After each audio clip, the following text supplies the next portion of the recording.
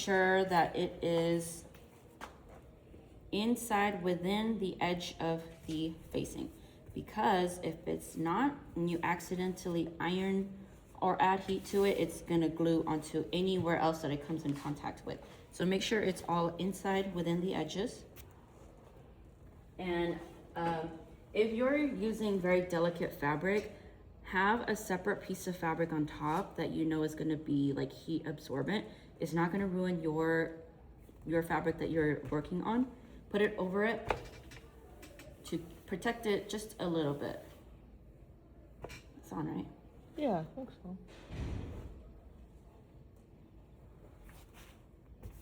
I mean, it's not that hot. Oh. And then iron it on. It's just like those heat letters that you could put on your t-shirts. The ones you can buy from like Walmart or something. Same idea.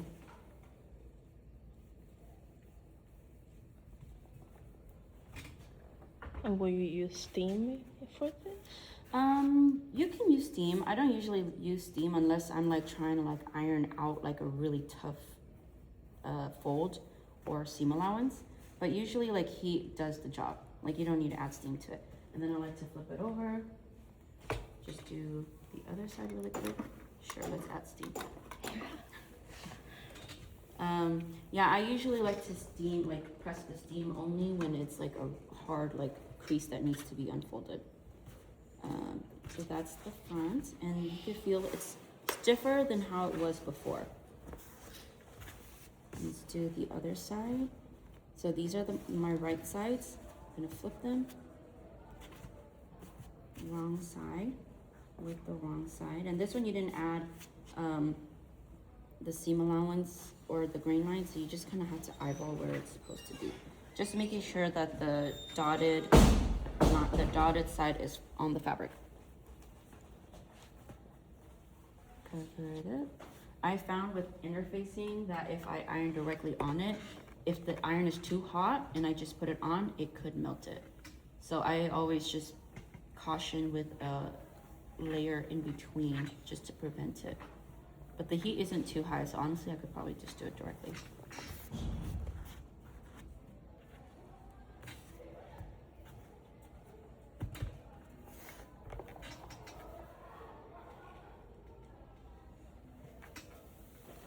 And flip it over.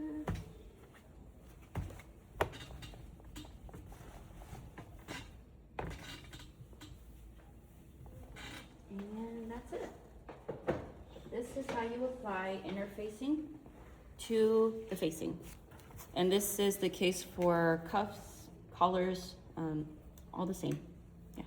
Okay, now we can move on to the machine. So line up. This is my center back. Exactly how I'm gonna stitch it. And this is my front, leave that to the side. This is the back piece. And I make sure you mark the grain line on all of your pieces. I didn't do that, but I know that some of the ones that I have a grain line marked, that's my front or my right side. Yeah, so this is my right side. And then my front piece.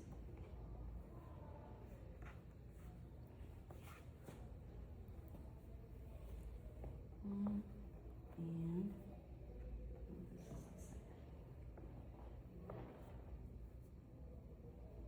so from here, if it helps you to mark your grain line, I'm gonna do that right now. I'm not gonna mark my grain line, sorry. I'm gonna say this is the right side. So I'm just gonna put a little R on it. So I know this is the right side. And then the way I laid it out here, this is actually the wrong sides. So right, right, right.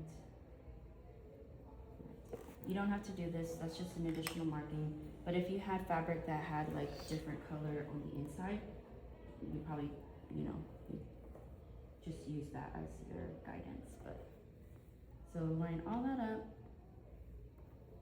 This is my facing and my back. Okay, cool. So now I know where everything goes. I'm gonna start doing the front bodice first. So I'll take this piece over to the machine. And if it's redundant for you, you don't want to move back and forth, you can lay it all out here on your machine or in a way that you know where it goes, because the worst part is when you're in the middle of sewing and then you notice that one panel is sewn the wrong way. And I've done that many a times, and I always just beat myself up. Because it's like I could have prevented it by just being a little bit more careful. Okay. Bring my machine on. At that point, do you just have to like seam it the whole panel? Yes. And sometimes I'll catch it after I've done multiple seams already. So then I'll have to undo just all of the seams. Okay, so I'm gonna pin because I added ease to my bodice that I want to be able to sew on without any bubbles or any wrinkles. So I'll pin just the areas that I feel like will give me the hardest time. And for me, it's always the bust.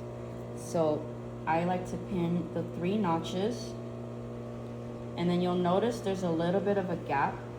You can do what I did for the group 1 assignment of clipping and, you know, like opening up the seam a little bit, or you can add a basting stitch to gather it. It's not a big gap, so I'm just gonna use my fingers, smooth it out as best as I can, and just pin, pin, pin. Pin a lot and try to keep it all in. And then when it gets to like the straighter seams, there's not a whole lot happening. So I will just do one more pin at the edges, and then that's it. So one here, and one here.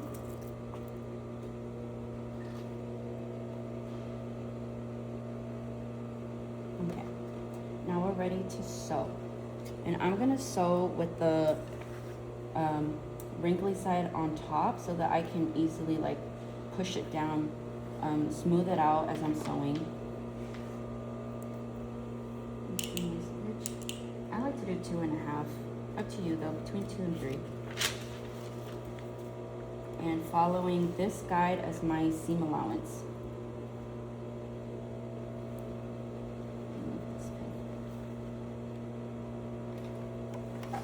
And if it's helpful for you to draw out the stitch line on here, you can do that.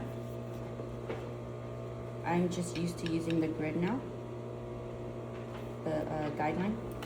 Do a 1/2 inch back stitch. When you get close to the pins, remember to remove, because sometimes if you don't, it could hit that needle and then break the needle. So it's just better to prevent that. Yeah. So this is where it starts to get bubbly. You just kind of use your fingers to smooth it out.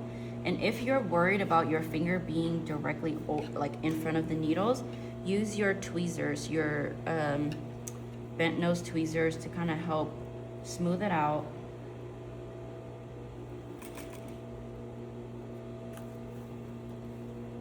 Smooth it out.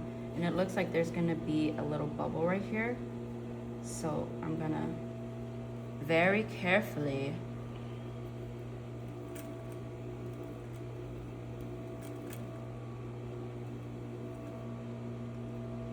go over.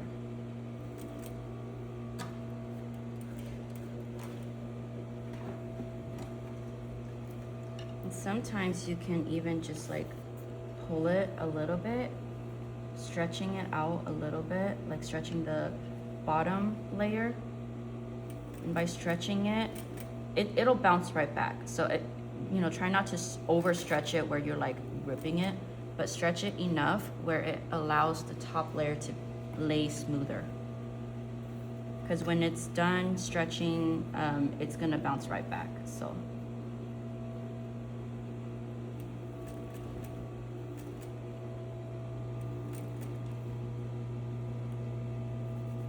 I'm gonna add one more pin here. See that little bubble right there? And I just try to smooth it out.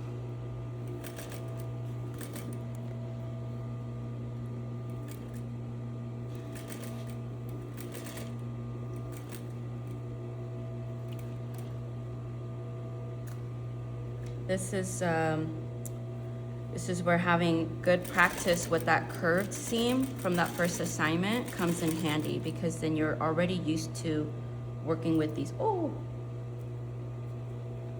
with these wrinklies, these puckering. Back stitch. Clip your thread ends so that you don't have a whole mess of it later.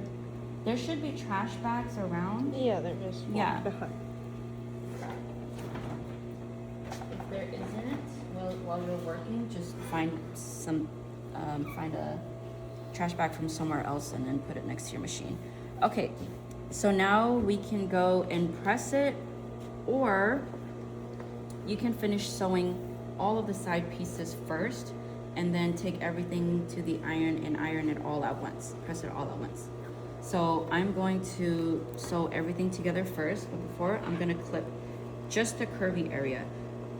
We're gonna treat the seam allowance here because we want it to be able to open nicely when we're pressing open the seams. So if it's not clipped and you iron it open, you're gonna have little bubbles, right? It's not gonna open nicely. So just clipping it before you iron it is just gonna make it a lot nicer. And this one's in your grading rubric, and many people miss that in my previous class, so you gotta do it. Yeah, clip. And like I said, I only clip at the curviest part, like the straight edges here, you don't have to worry about that. Okay.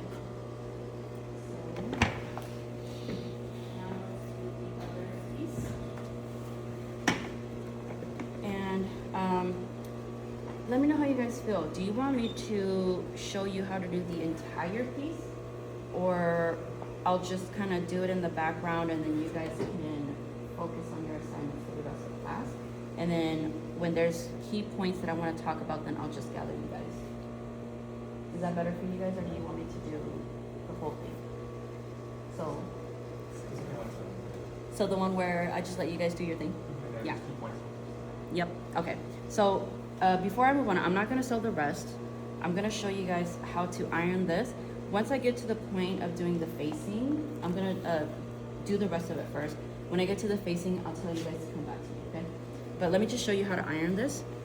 And I will record the whole thing, so if there's something confused, you can trace back to the video. I think that works. I want to show you guys this handy tool. So this is called a ham, because I think it's shaped like a ham. I don't know. But anyways, so what's nice about it is it has curves that you can use to iron out areas like this one. Like the bust area that has this curved edge. Like if you try to do a flat, like you're not gonna get like a nice smooth surface. So this ham helps to give you an area to iron over the curves. So let me just show you guys.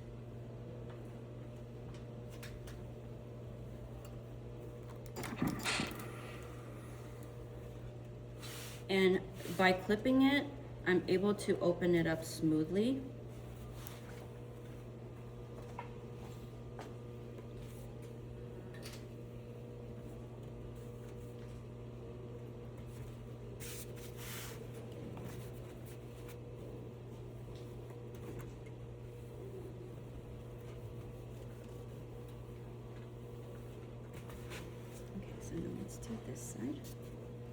There's still a little bit of wrinkling here. It's not a big deal as long as it's not like a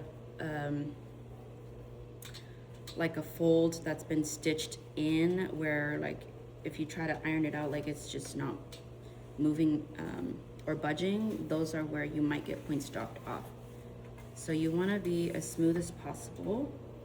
And yeah, so this hem is very helpful for doing these bust areas. It's also helpful for the shoulders, because, well, we'll do that later, but like this is shaped like your shoulder seam here, so having that nice curve over it is very helpful. And if there is a clip, like if there is a fold as your stitch, you can always seam rip that little part and then restitch that area.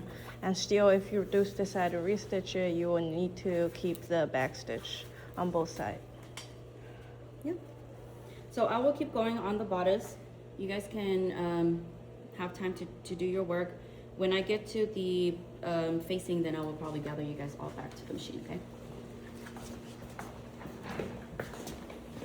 This part, you don't have to record it. Oh, Maybe. really? Yeah. Do you want to record it? Because I feel like it's the same thing. It's just the seam on both sides, you know? Yeah. I feel like the only confusing part is the back seam, where you don't have to do the stitch and you have to like what do you call that, iron in the 1 inch. Oh, I remember that's a part where some people get confused. Okay. We can record that part. Okay. And then we'll do that part, and then we'll just do the facing part. Yeah, I think the facing is also. But for